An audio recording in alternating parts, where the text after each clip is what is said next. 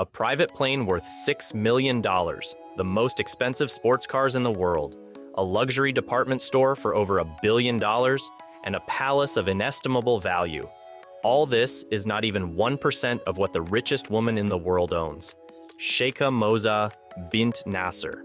As the most important female member of the Qatari royal family, she has more money and higher power than any tech billionaire in the world.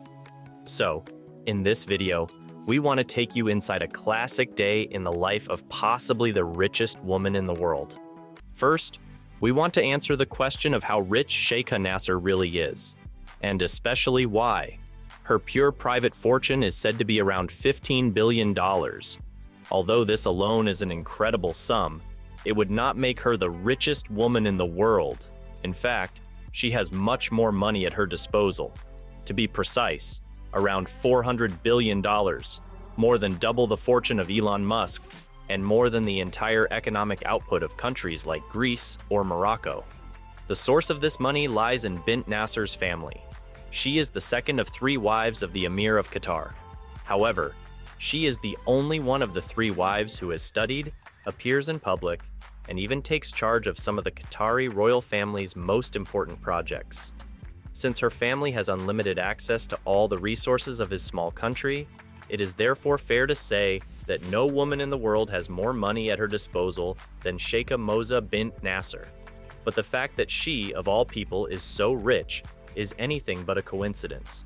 But more about that in a moment. But before that, we start with a classic morning in the life of Sheikha Mozah Bint Nasser. This usually starts in the royal palace of Doha, or rather in one of the 15 palaces that are located on this property. This is where the entire royal family of Qatar lives. All in all, this property, which is, by the way, strictly sealed off and almost inaccessible, is worth no less than $1 billion. Inside, almost everything is made of pure gold, and there is even a private garage with space for 500 luxury cars. When Bint Nasser is not in Doha, she wakes up in one of the many other properties owned by her family. For example, in one of their £140 million townhouses in the middle of London. There she lives in 17 bedrooms, 14 living rooms, several indoor swimming pools, and cinemas, and she even has her own juice bar. In addition, she owns gigantic properties in the center of Paris, a palace of her own in Oman, the tallest skyscraper in London, and even a $41 million house in New York that is intended solely for the royal family's servants. By the way, the total value of all real estate owned by the Qatari royal family is $10 billion. However, the daily routine in one of these houses is mostly the same for Bint Nasser. Since her 7 children have moved out and are now princes and emirs, among the most important personalities in the Arab world, she can take everything in a relaxed manner. As a devout Muslim, she first prays before she usually drinks a smoothie at her juice bar. The focus then is on something completely different: her work. As chairwoman of the Qatar Foundation, she has more to do than anyone else. The foundation is solely responsible for securing the country's future and preparing Qatar for the post-gas era with smart investments. To this end, she invests billions in global companies and is always on the lookout for new investment opportunities. Her power and wealth are therefore not only due to her family history, but above all to her economic understanding. Nevertheless, she often wisely combines luxury and money. Indeed, she prefers to invest in luxury brands.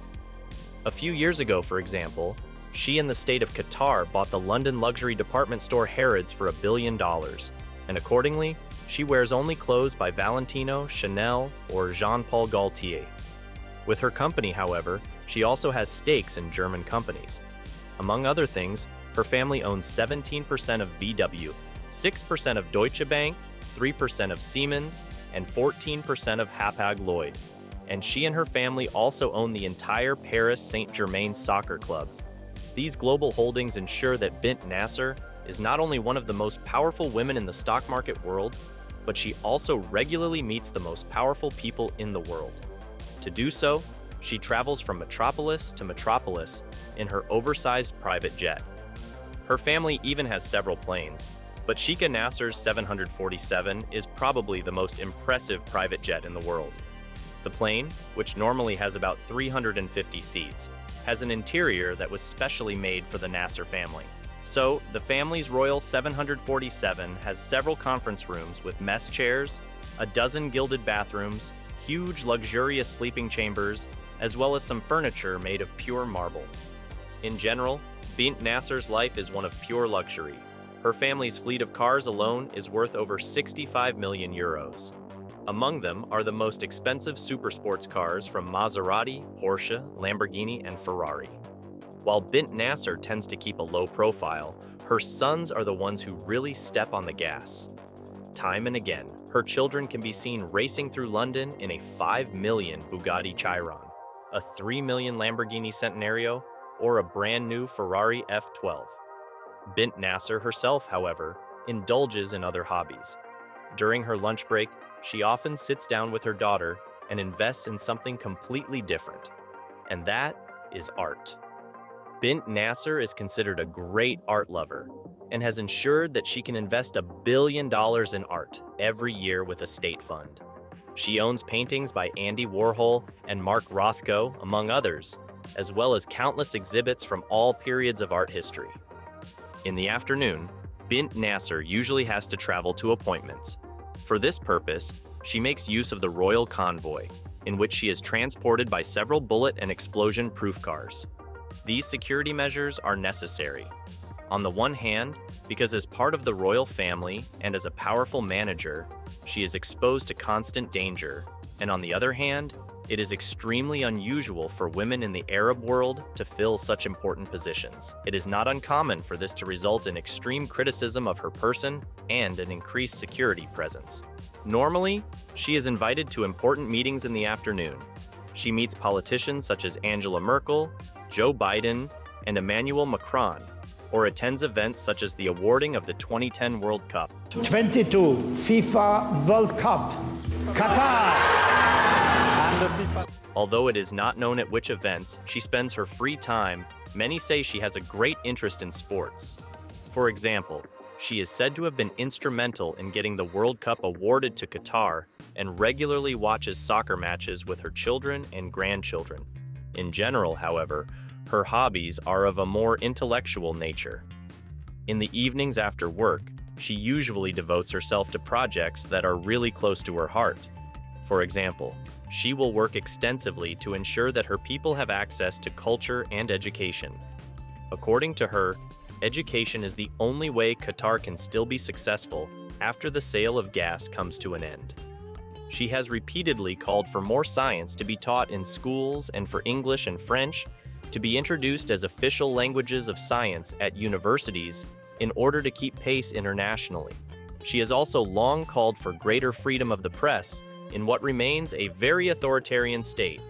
However, she has failed miserably with the latter, which brings us to the last point in this video. Even though Sheikha Mozah Bint Nasser is very powerful and lives in pure luxury, she has not always had it easy. For many, in fact, it's almost a miracle that she has made it this far up the ladder at all. In strictly religious Qatar, women still have very few rights and must completely subordinate themselves to men. In her family alone, many men are said to be dissatisfied with her power, and parts of society do not like to see a woman making such important decisions. It is also impressive that she is so exposed to the public eye, although her husband has 2 other wives. Compared to the other 2 wives, however, Bint Nasser has always been the opposite of what was typical for women in Qatar. She was brave and emancipated, didn't let men boss her around much, and graduated from Qatar University with a degree in sociology right after her return. When her husband first introduced her to the public in the 1980s, there were even large protests because at the time, it was not proper for a Muslim woman to be shown in public in Qatar. Nevertheless, Sheikha Mozah Bint Nasser did her thing. Many say that it is only because of her that Qatar has become the wealthy state that everyone knows today. But there are other criticisms of her as well. For example, many say that she is only sent forward by her family to cover up the authoritarian methods of her state and to portray Qatar as more modern and open than it actually is. Moreover, she is not necessarily considered a women's rights activist either, and has never really stood up for women. She merely said that a woman can only be successful and educated if she has a successful and educated husband. Nevertheless, she is a great role model for many Arab women, as she has shown that one can make important decisions even as a woman. Write us your opinion about Bint Nasser in the comments. See you next time here at Wise Fool.